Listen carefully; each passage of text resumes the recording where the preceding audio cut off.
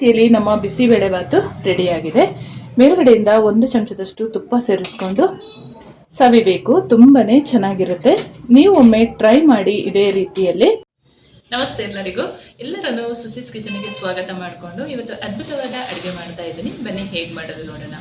ನಾನು ಮಾಡುವ ಅಡುಗೆಗಳು ನಿಮಗೆ ಇಷ್ಟ ಆಗ್ತಿದ್ರೆ ದಯಮಾಡಿ ಸಬ್ಸ್ಕ್ರೈಬ್ ಮಾಡಿಕೊಂಡು ಪಕ್ಕದಲ್ಲೇ ಇರುವ ಬೆಲ್ ಬಟನ್ ಅನ್ನು ಕ್ಲಿಕ್ ಮಾಡಿಕೊಂಡು ನಿಮ್ಮ ಫ್ರೆಂಡ್ಸ್ ಅಂಡ್ ಫ್ಯಾಮಿಲಿಗೆ ಹೆಚ್ಚು ಹೆಚ್ಚು ಶೇರ್ ಮಾಡಿ. ನನ್ನ ಚಾನಲ್ಗೆ ಸಪೋರ್ಟ್ ಮಾಡಿ. 1 ಕಪ್ ಬೇಳೆ, 1 ಕಪ್ ಅಕ್ಕಿಯಿಂದ ಸೂಪರಾದ ಬೆಳಗಿನ ಬ್ರೇಕ್ಫಾಸ್ಟನ್ನು ಮಾಡ್ಕೊಳ್ಬೋದು. ತುಂಬಾನೇ ಚೆನ್ನಾಗಾಗುತ್ತೆ. ಬೌಲನ್ನು ಅಳತೆಗೆ ತೊಗೊಂಡಿದ್ದೀನಿ. ನೀವು 1 ಗ್ಲಾಸ್ ಆದರೂ ತೊಗೊಂಡು ಅಳತೆ ತೊಗೊಳ್ಳಿ. ಬೇಳೆ ಮತ್ತು ಅಕ್ಕಿನ ನೀಟಾಗಿ ವಾಶ್ ಮಾಡ್ಕೊಳ್ಳೋಣ. ಅಕ್ಕಿ ಮತ್ತು ಬೇಳೆನ ಒಂದು ಬೌಲಿಗೆ ಸೇರಿಸ್ಕೊಂಡು ನೀಟಾಗಿ ವಾಶ್ ಮಾಡ್ಕೊಳ್ಬೇಕು. ಮಾಮೂಲಿ ನಾವು ಅನ್ನಕ್ಕೆ ಬಳಸುವ ಅಕ್ಕಿನೇ ಯೂಸ್ ಮಾಡ್ಕೊಂಡಿದ್ದೀನಿ. ಬೇಳೆ ಮತ್ತು ಅಕ್ಕಿನ ಈ ರೀತಿಯಲ್ಲಿ ನೀಟಾಗಿ ವಾಶ್ ಮಾಡಿ ಇಟ್ಕೊಂಡಿರಬೇಕು. ತುಂಬನೇ ಸೂಪರಾದ ಒಂದು ಅಡುಗೆ ರೆಡಿಯಾಗುತ್ತೆ. ಹುಣಸೆ ಹಣ್ಣ ನೀರು ತೆಗೆದು ಇಟ್ಕೊಂಡಿದ್ದೀನಿ. ನಾನಿವತ್ತು ಸ್ವಲ್ಪ ಮಸಾಲೆನ ಇದಕ್ಕೇ ಹಾಕ್ಕೊಂಡು ಮಿಕ್ಸ್ ಮಾಡ್ಕೊಳ್ಳೋಣ. ಇವತ್ತು ನಾನು ಪೌಡ್ರ್ ಮನೆಯಲ್ಲಿ ಮಾಡ್ತಾ ಇಲ್ಲ. ನಾನಿಲ್ಲಿ GRB ಬಿಸಿಬೇಳೆಭಾತ್ ಪೌಡ್ರನ್ನ ಹಾಕಿ ಮಾಡ್ತಾ ಇದ್ದೀನಿ. ತುಂಬ ಚೆನ್ನಾಗಿರುತ್ತೆ. ಗಮನ ಕೂಡ ಆಗಿರ್ಬೋದು, ರುಚಿ ಕೂಡ ಆಗಿರ್ಬೋದು. ಆಫೀಸ್ಗೆಲ್ಲ ಹೋಗೋರಿಗೆ ಬಿಸಿಬೇಳೆಭಾತ್ ಪೌಡರನ್ನು ದಿಢೀರಂತ ಮಾಡ್ಕೊಳ್ಳೋಕ್ಕೆ ಆಗಲ್ಲ. ಹಾಗಾಗಿ ನಾನು ಈ ಒಂದು ವಿಧಾನದಲ್ಲಿ ಇವತ್ತು ತೋರಿಸ್ತಾ ಇದ್ದೀನಿ. ಇದು ಒಂದು 2 ಟೇಬಲ್ ಸ್ಪೂನಷ್ಟು ಇದಕ್ಕೆ ಸೇರಿಸ್ಕೊಳ್ಳೋಣ. ನಾನು ಮಾಡುವ ಕ್ವಾಂಟಿಟಿಗೆ ನಾನು ಹೇಳ್ತಾ ಇರೋದು. 1 ಚಮಚದಷ್ಟು ಕಾಶ್ಮೀರಿ ಚಿಲ್ಲಿ ಪೌಡ್ರನ್ನು ಸೇರಿಸ್ಕೊಳ್ತಾ ಇದ್ದೀನಿ. ಖಾರ ನೋಡಿಕೊಂಡು ಹಾಕ್ಕೊಳ್ಳಿ ನೀವು. 1 GRB ಬಿಸಿಬೇಳೆಭಾತ್ ಪೌಡ್ರ್ ತೊಗೊಂಡು ಬಂದರೆ ಒಂದು 5 ಜನಕ್ಕೆಲ್ಲ ಒಂದು 2 ಟೈಮ್ಸ್ ಮಾಡ್ಕೊಳ್ಬೋದು. ಈ ರೀತಿಯಲ್ಲಿ ಕಲಸಿ ಇಟ್ಕೊಳ್ಳೋಣ. ಇದು ತುಂಬ ಸುಲಭ, ಬಹಳ ಬೇಗನೆ ಆಗುತ್ತೆ. ಇದು ಪೌಡ್ರೆಲ್ಲ ಮಾಡ್ಕೊಳ್ಳೋದಾದರೆ ದಿಢೀರಂತ ಮಾಡ್ಕೊಳ್ಳೋಕ್ಕಾಗಲ್ಲ.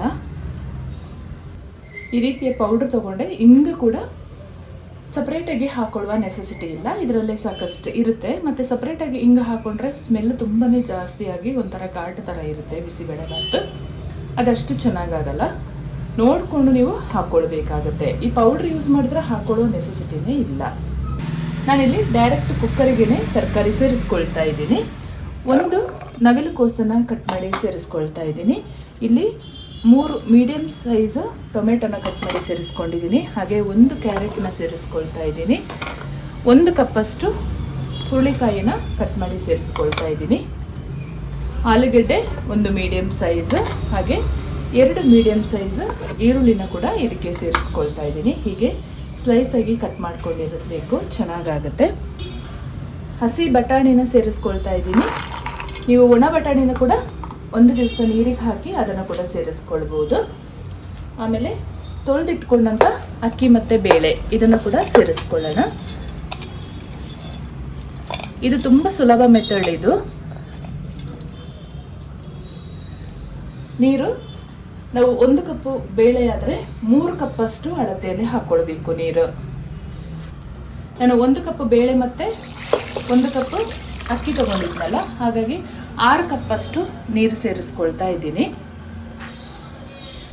ಒಂದು 3 ರಿಂದ 4 ಕಡ್ಡಿಯಷ್ಟು ಕರಿಬೇವನ್ನು ಹಾಕ್ಕೊಳ್ಳೋಣ. ಕರಿಬೇವು ಸ್ವಲ್ಪ ಜಾಸ್ತಿನೇ ಹಾಕ್ಕೊಂಡ್ರೆ ಚೆನ್ನಾಗಿರುತ್ತೆ. ರುಚಿಗೆ ತಕ್ಕಷ್ಟು ಕಲ್ಲುಪ್ಪನ್ನು ಸೇರಿಸ್ಕೊಳ್ಳೋಣ. ಹಾಗೆ 2 ಚಮಚದಷ್ಟು ಬೆಲ್ಲ ಪುಡಿಯನ್ನು ಸೇರಿಸ್ಕೊಳ್ತಾ ಇದ್ದೀನಿ. ನಾವು ಬಿಸಿಬೇಳೆಭಾತ್ ಪೌಡ್ರನ್ನ ಕಲಸಿ ಇಟ್ಕೊಂಡಿದ್ದೀವಲ್ಲ, ಅದನ್ನು ಸೇರಿಸ್ಕೊಳ್ಳೋಣ.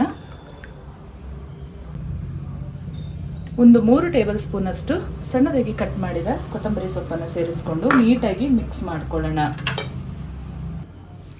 ಈ ಹದದಲ್ಲಿ ನೀಟಾಗಿ ಮಿಕ್ಸ್ ಮಾಡಿಕೊಂಡು 3 ರಿಂದ 4 ವಿಶಿಲ್ ತೊಗೊಂಡ್ರೂ ಚೆನ್ನಾಗಾಗುತ್ತೆ.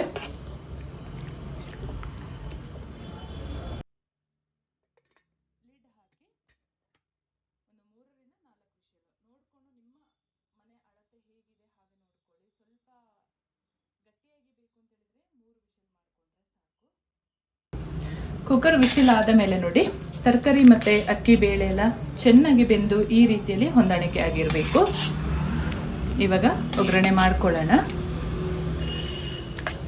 ತೀರ ತೆಳ್ಳಗೇನೂ ಮಾಡಬಾರ್ದು ಬಿಸಿಬೇಳೆಭಾತು, ತೀರ ಗಟ್ಟಿನೂ ಇರಬಾರ್ದು. ಒಂದು ಹದದಲ್ಲಿ ನೋಡಿಕೊಂಡು ಈ ರೀತಿಯಲ್ಲಿ ನೀರು ಸೇರಿಸ್ಕೊಂಡು ಬೇಯಿಸ್ಕೊಂಡಿರಬೇಕು. ಬಿಸಿಬೇಳೆ ಬಾತು 4 ವಿಶಿಲ್ ಆಗಿದೆ. ಇವಾಗ ಒಂದು ಮಣ್ಣಿನ ಪಾತ್ರನ ಒಲೆ ಮೇಲೆ ಇಟ್ಕೊಂಡು ತುಪ್ಪದಲ್ಲಿ ಒಗ್ಗರಣೆ ಕೊಟ್ಕೊಳ್ಳೋಣ. ದೊಡ್ಡ ಚಮಚದಲ್ಲಿ 1 ಚಮಚದಷ್ಟು ತುಪ್ಪ ಸೇರಿಸ್ಕೊಂಡಿದ್ದೀನಿ. 1 ಚಮಚದಷ್ಟು ಸಾಸಿವೆ ಸೇರಿಸ್ಕೊಳ್ತಾ ಇದ್ದೀನಿ. 1 ಚಮಚದಷ್ಟು ಗೋಡಂಬಿಯನ್ನು ಸೇರಿಸ್ಕೊಳ್ಳೋಣ. ಬ್ಯಾಡಗಿ ಮೆಣಸಿನಕಾಯಿ ಒಂದು 4 ಸೇರಿಸ್ಕೊಂಡಿದ್ದೀನಿ. ಒಗ್ಗರಣೆಗೆ ಇದು ತುಂಬಾನೇ ಚೆನ್ನಾಗಾಗಿದೆ. ಸ್ವಲ್ಪ ಕರಿಬೇವು, 1 ಚಮಚದಷ್ಟು ತೆಂಗಿನಕಾಯಿ ತುರಿಯನ್ನು ಸೇರಿಸ್ಕೊಂಡು ಚೆನ್ನಾಗಿ ಫ್ರೈ ಮಾಡ್ಕೊಳ್ಳೋಣ.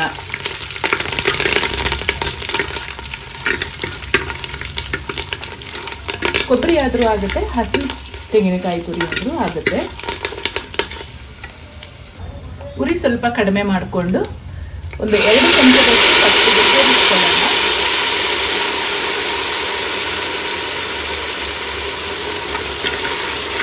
ಆಮೇಲೆ ಎಲ್ಲವನ್ನು ಸೇರಿಸಿ ಮಿಕ್ಸ್ ಮಾಡ್ಕೊಳ್ಳೋಣ.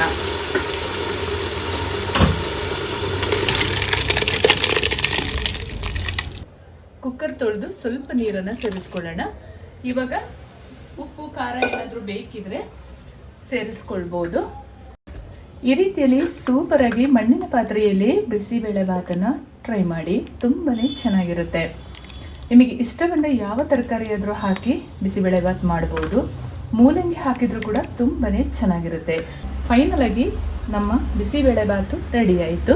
ಸ್ವಲ್ಪ ಕೊತ್ತಂಬರಿ ಸೊಪ್ಪನ್ನು ಹಾಕ್ಕೊಳ್ಳೋಣ. ರೀತಿಯಲ್ಲಿ ನಮ್ಮ ಬಿಸಿಬೇಳೆ ಬಾತು ರೆಡಿಯಾಗಿದೆ. ಮೇಲ್ಗಡೆಯಿಂದ 1 ಚಮಚದಷ್ಟು ತುಪ್ಪ ಸೇರಿಸ್ಕೊಂಡು ಸವಿಬೇಕು. ತುಂಬಾನೇ ಚೆನ್ನಾಗಿರುತ್ತೆ. ನೀವು ಒಮ್ಮೆ ಟ್ರೈ ಮಾಡಿ ಇದೇ ರೀತಿಯಲ್ಲಿ. ನಾನು ಮಾಡುವ ಅಡುಗೆಗಳು ನಿಮಗೆ ಇಷ್ಟ ಆಗ್ತಿದ್ರೆ ದಯಮಾಡಿ ಸಬ್ಸ್ಕ್ರೈಬ್ ಮಾಡಿಕೊಂಡು ನಿಮ್ಮ ಫ್ರೆಂಡ್ಸ್ ಆ್ಯಂಡ್ ಫ್ಯಾಮಿಲಿಗೆ ಹೆಚ್ಚು ಶೇರ್ ಮಾಡೋದನ್ನು ಮರಿಬೇಡಿ. ಹಾಗೆ ಲೈಕ್ ಮಾಡಿಕೊಂಡು ವಿಡಿಯೋ ವಾಚ್ ಮಾಡಿ. ಇದು ತಣ್ಣಗಾದ್ಮೇಲೆ ಇನ್ನೂ ಸ್ವಲ್ಪ ಗಟ್ಟಿಯಾಗುತ್ತೆ. ಮುಂದೆ ಅದ್ಭುತವಾದ ರೆಸಿಪಿಯೊಂದಿಗೆ ನಿಮ್ಮನ್ನು ಭೇಟಿ ಮಾಡ್ತೀನಿ. ಅಲ್ಲಿವರೆಗೂ ತುಂಬ ಹೃದಯದ ಧನ್ಯವಾದಗಳು.